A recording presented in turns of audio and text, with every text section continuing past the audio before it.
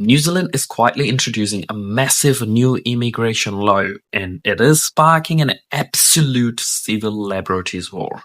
We are talking about on-the-spot ID checks, stripping away human rights appeals, and doubling time frame to deport residents who commit crimes.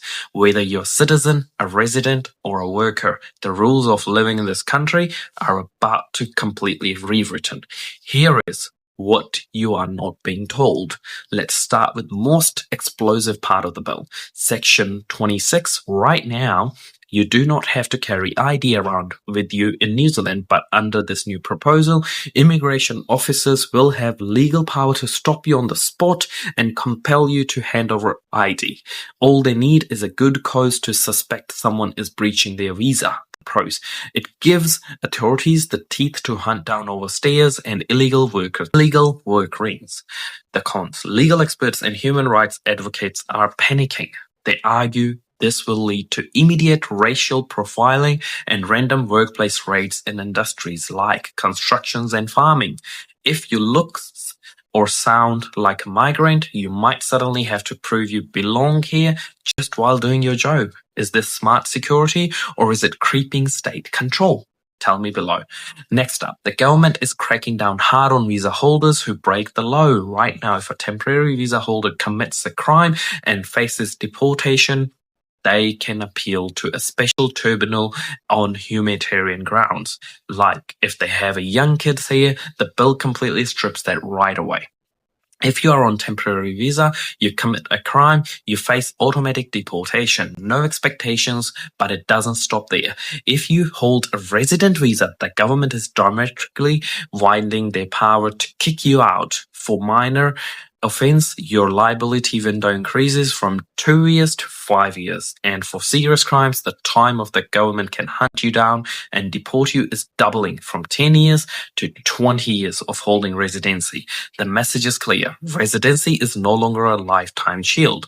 Then there's an asylum system reset. The government says people have been gaming the system by using the refugee queue as a loophole to buy the time in New Zealand.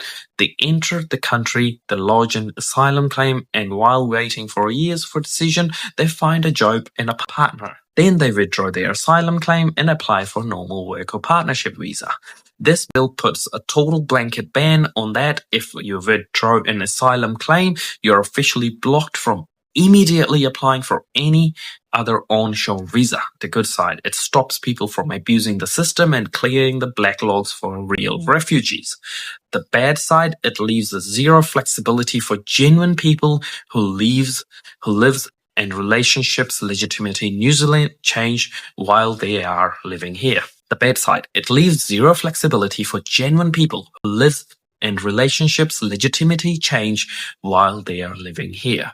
But to balance out these heavy rules, the government is turning its weapons and rogue employers. Migrant exploitation in New Zealand has been a massive issue, and the new law aims to crush it.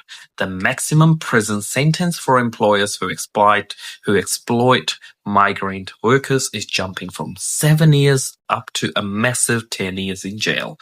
On top of that, immigration authorities are tripling their investigation window. They will now have 270 days instead of just 90 days to hunt down and prosecute and lock up corrupt bosses. This is a massive win for migrant safety, ensuring that if you come here to work, bad employers cannot hold your visa over your head like a weapon. So New Zealand is drawing a line in the sand. On-the-spot ID checks, longer deportation windows, and a massive war on the rogue bosses. The entire immigration landscape has just shifted.